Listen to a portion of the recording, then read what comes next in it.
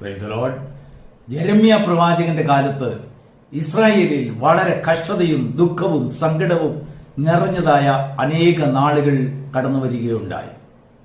അടിമകളാക്കി അവർ കൊണ്ടുപോകപ്പെടുകയും ഞെരുക്കത്തിൽ കൂടെ ജനങ്ങൾ കടന്നു പോകുവാനുള്ളതായ അനേക സാഹചര്യങ്ങൾ അവിടെ ഉരുത്തിരിഞ്ഞു. ദൈവത്തിന്റെ സന്നിധിയിൽ യെരമ്യ പ്രവാചകൻ പോയി ക്ഷമയോദിച്ച് ജനങ്ങൾക്ക് വേണ്ടി പക്ഷപാതം ചെയ്യുവാൻ തുടങ്ങി. യെരമ്യാവിന്റെ പ്രാർത്ഥനയൊന്നും ആദ്യം ദൈവം വകവെച്ചില്ല. എന്നാൽ കുറച്ചു കാലം കഴിഞ്ഞിട്ട് യെരമ്യാവിനോട് ദൈവം ഉത്തരമരുളി. ദൈവം കൊടുത്തതായ അല്ലെങ്കിൽ ദൈവം യെരമ്യാവിനോട് സംസാരിച്ചതായ ആ ഭാഗമാണ് ദൈവത്തിന്റെ ആത്മാവ് ഈ പ്രഭാതത്തിൽ നമുക്ക് ചിന്തയ്ക്കായി നൽകിയിട്ടുള്ളത്. യെരമ്യ പ്രവചനം 5-ാം അധ്യായം 1-ാം വാക്യം. അവിടെ ഇങ്ങനെ രേഖപ്പെടുത്തിയിരിക്കുന്നു: യെരമ്യാവേ, ന്യായം പ്രവർത്തിക്കുകയും വിശ്വസ്തത കാണിക്കുകയും ചെയ്യുന്നതായ ആരെങ്കിലും നിന്റെ ജനത്തിന്റെ മധ്യത്തിൽ ഉണ്ടോ? നീ യെരുശലേമിന്റെ പട്ടണങ്ങളിൽ ചുറ്റി സഞ്ചരിച്ച് അതിന്റെ വിശാലതകളിൽ ചെന്ന് ന്യായവും വിശ്വസ്തതയും നീതിയും പ്രവർത്തിക്കുന്നവരാരെങ്കിലും ഉണ്ടോ എന്ന് നീ പരിശോധിച്ചിട്ട് നിന്റെ കണ്ണാലെ നീ കാണുന്നുണ്ടെങ്കിൽ എന്നോട് വന്ന് വിവരം പറയുക. അങ്ങനെ കണ്ടു കിട്ടുന്നു എങ്കിൽ ഞാൻ നിന്റെ ജനത്തോട് അവരുടെ പാപങ്ങളെ ക്ഷമിക്കും, അവരെ അവരുടെ സ്വദേശത്തേക്ക് തിരിച്ചു കൊണ്ടുവരും, ഒരു സന്തോഷമുള്ള നാളുകൾ ഞാൻ അവർക്ക് സമ്മാനിക്കും. Praise the Lord. ദൈവത്തിന്റെ പരിശുദ്ധ നാമം മഹത്വപ്പെടുമാറാകട്ടെ. അന്ന് യെരമ്യാവിനോട് ദൈവം സംസാരിക്കുമ്പോൾ യെരമ്യാവിന് കൊടുത്തതായ ദൗത്യം വീഥികളിലെ പട്ടണങ്ങളിലെ വിശാല വീഥികളിൽ പോയി ചുറ്റി സഞ്ചരിച്ച് നോക്കുവാൻ വേണ്ടി മാത്രമാണ്. അക്ഷരികമായ അർത്ഥത്തിൽ നമ്മൾ നോക്കുമ്പോൾ ഒരു പട്ടണത്തിന്റെ വിശാല വീഥികളിലല്ല അന്യായവും അവിശ്വസ്തതയും അനീതിയും മ്ലേച്ഛതകളും ഒക്കെ നടമാടുന്നത്. അതിന്റെ ഇടുക്കമുള്ള പാതകളിലാണ്, അല്ലെങ്കിൽ അതിലെ പട്ടണങ്ങളിൽ, അല്ലെങ്കിൽ ആ വീഥികളിലെ ഞെരുക്കമുള്ള ഇടവഴികളിലൊക്കെ ആയിരിക്കണം തീർച്ചയായിട്ടും തെറ്റുകുറ്റങ്ങളും അനേക ദോഷപ്രവൃത്തികളും ഒക്കെ നടമാടുന്നത്.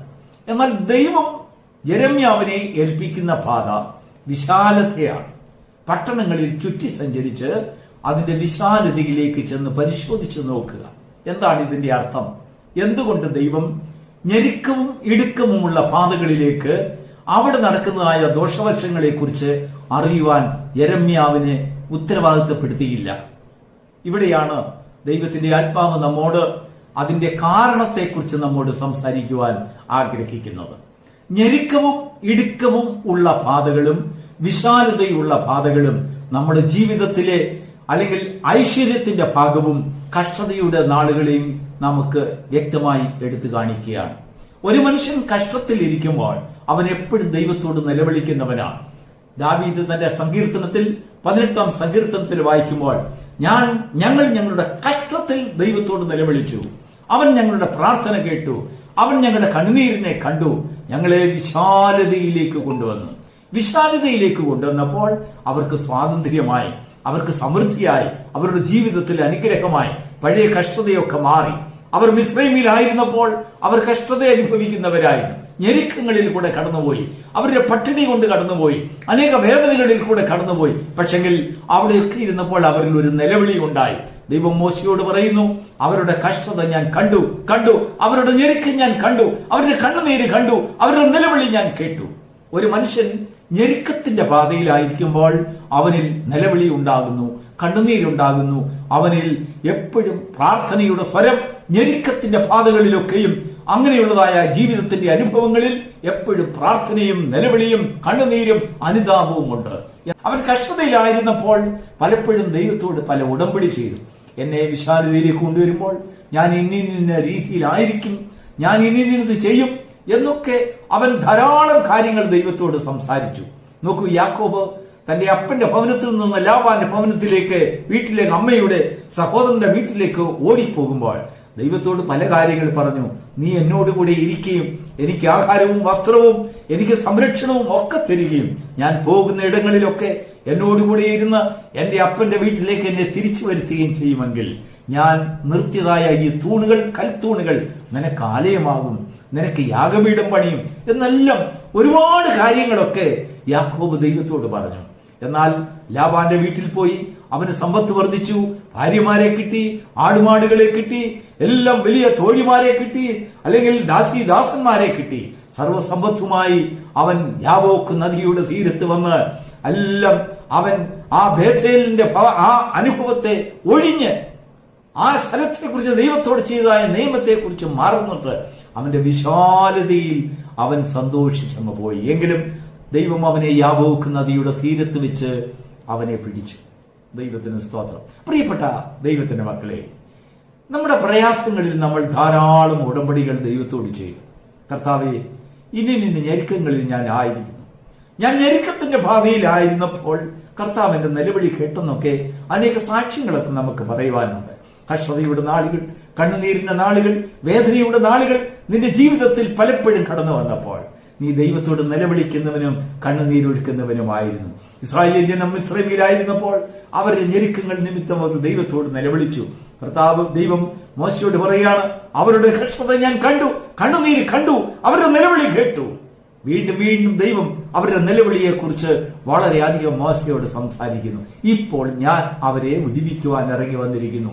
എന്നാൽ ജനത്തെ ദൈവം വിടുവിച്ച് ആ മരുഭൂമിയിൽ കൂടെ നടത്തി കനാൻ ദേശത്തേക്ക് വന്നപ്പോൾ അവർ ദൈവത്തിന്റെ വിശ്വസ്തതയെ മറന്നു കളഞ്ഞു.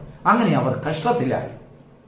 അതാണ് യെരമ്യാ പ്രവാചകനോട് ദൈവം അരുളി ചെയ്യുന്നത്, നീ ജെറുസലേമിന്റെ വീഥികളിലൊക്കെ ഒന്ന് ചുറ്റി നടന്ന്, അതിന്റെ പട്ടണങ്ങളിലൊക്കെ ചുറ്റി നടന്ന്, അവിടുത്തെ ഗ്രാമങ്ങളിലും പ്രയാസങ്ങളിലും ഇടുക്ക് വഴികളിലുമല്ല, അവിടേക്ക് നിലവിളിയും കണ്ണുനീരുമുണ്ട്, സത്യം. എന്നാൽ അതിന്റെ വിശാലതയുള്ള വീഥികളിലേക്ക് ഒന്ന് ചെല്ലുക. മനുഷ്യൻ അനുഭവിക്കുന്നതായ വിശാലതയെ ചെന്നൊന്ന് നോക്കുക. ആ വിശാലതയിൽ മനുഷ്യൻ വിശ്വസ്തതയെ മറന്നു പോകുന്നു. പ്രിയപ്പെട്ട ദൈവമക്കളെ, നമ്മുടെ ജീവിതത്തിലെ വിശാലതകളെ കുറിച്ച് നാം ഒന്ന് ചുറ്റി നടന്ന് ഈ പ്രഭാതത്തിൽ ഒന്ന് ചിന്തിക്കുകയാണെങ്കിൽ നമ്മുടെ ജീവിതത്തിൽ ധാരാളം വിശാലതകൾ ദൈവം കൊണ്ടുവന്നു. നമ്മുടെ കണ്ണീരിനെ ദൈവം കണ്ടു, നമ്മുടെ നിലവിളിയെ കേട്ടു, നമ്മുടെ പ്രയാസങ്ങളെ ദൈവം കണ്ടു, നമ്മുടെ താഴ്ചയിൽ നമ്മോട് കരുണ തോന്നി, നമ്മുടെ പ്രയാസങ്ങളിൽ ദൈവത്തിന് നമ്മോട് അനുകമ്പ തോന്നി, നമ്മോട് ദയ തോന്നി, നമ്മളെ അവൻ തൂക്കിയെടുത്ത് ഉയർത്തി വിശാലതയുടെ മുഖത്തേക്ക് കൊണ്ടുവന്നു. അനേകം നല്ല ജോലി തന്നു, നല്ല ഭവനം തന്നു, നല്ല ആരോഗ്യം തന്നു. നാം ചോദിച്ചതൊക്കെയും ദൈവം നമുക്ക് തന്നു. വിശാലതയുടെ മാർഗം എവിടെ നോക്കിയിരുന്നാലും നമ്മുടെ ഇഷ്ടം പോലെ ചുറ്റിത്തിരിയാവുന്നതായ സ്വാതന്ത്ര്യമുള്ളതായ വിശാലത. എങ്ങോട്ട് വേണമെങ്കിലും വാഹനം ഓടിച്ചു പോകാം, ഒരു റെസ്ട്രിക്ഷൻസും ഇല്ല. എല്ലാം 6 വരി 12 വരി പാതകൾ നമ്മുടെ മുൻപിൽ വിശാലമായി തുറന്നു കിടക്കുകയാണ്. ഒരു 2 വരി പാതയിലും ഒറ്റവരി പാതയിലും ഓടിച്ച് നാം ജാഗ്രതയോടെ ഓടിച്ചതായ ഒരു കാലമുണ്ടായിരുന്നു. എന്നാൽ 12 വരി പാതയിൽ വന്നപ്പോൾ നമ്മളിലെ വിശാലത വർദ്ധിക്കാൻ തുടങ്ങി. ആ വിശാലമായി ചിന്തിക്കുവാൻ തുടങ്ങി. കഷ്ടതയെ കുറിച്ച് നമ്മൾ മറന്നു, പ്രയാസങ്ങളെ കുറിച്ച് നമ്മൾ മറന്നു, അവിശ്വസ്തം നമ്മുടെ ജീവിതത്തിൽ കടന്നു വരുവാൻ തുടങ്ങി. ദൈവം പറയുകയാണ്, നിന്റെ വിശ്വസ്തമായ ജീവിതത്തിലേക്ക് ഇടുക്ക് പാതയിൽ വെച്ച് നീ എന്നോട് ചെയ്തായ ഉടമ്പടിയിലേക്ക് തിരികെ വരുവേ. യെരമ്യാവിനെ ദൈവം അയക്കുന്നു, ദൈവത്തിന്റെ ദൂതന്മാരെ, ദൈവത്തിന്റെ ആത്മാവിനെ നമ്മുടെ ഇടയിൽ ദൈവം അയക്കുന്നു. ചുറ്റിത്തിരിഞ്ഞ് നോക്കുവാൻ നമ്മെ ദർശിക്കുമ്പോൾ, നമ്മുടെ വിശാലതയെക്കുറിച്ച് നാം ദൈവം കാണുമ്പോൾ, നാം ദൈവത്തിന്റെ സന്നിധിയിൽ വിശ്വസ്തരോ, നാം നീതി പ്രവർത്തിക്കുന്നവരോ, എന്റെ കുഞ്ഞുങ്ങളെ, നിങ്ങളുടെ വിശാലതയിൽ നിങ്ങൾ കാണിക്കുന്ന അവിശ്വസ്തതയിൽ നിന്ന് തിരികെ വരുവേൻ. നിങ്ങളെ വിശ്വസ്തരായി കാണപ്പെടേണ്ടതിന് ദൈവം ആഗ്രഹിക്കുന്നു, ദൈവം സ്നേഹിക്കുന്നു, ദൈവം നമ്മെ മാനിക്കുവാൻ ആഗ്രഹിക്കുന്നു. വിശ്വസ്തരായി തീരാം, നീതി പ്രവർത്തിക്കുന്നവരാകാം. ദൈവം നമ്മെ ഈ വചനങ്ങളാൽ ഈ പ്രഭാതത്തിൽ അനുഗ്രഹിക്കുമാറാകട്ടെ. God bless you.